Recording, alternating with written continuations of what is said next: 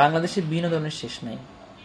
যার স্বর্ণ অর্থাৎ যে স্বর্ণের মালিক সে বলছে যে স্বর্ণের গহনা তারই, অথচ তার চামচা বলতেছে এগুলো নাকি এআই দিয়ে করা চকবাজারের মাল।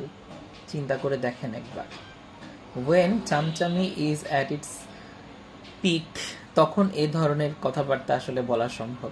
মানে হাস্যকর ব্যাপার যত সব।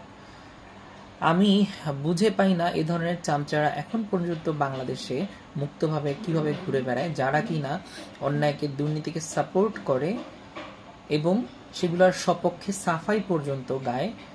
এমনকি যখন ওই অন্যায়কারী তার অন্যায়কে স্বীকার করেও নেয় তখনও তারা চামচামি করতে ছাড়ে না।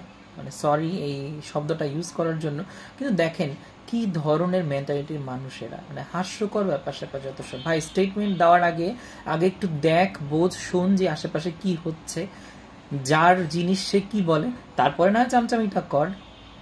মানে এদেরকে কি বলবো, কিছু বলার নাই আসলে। ধন্যবাদ।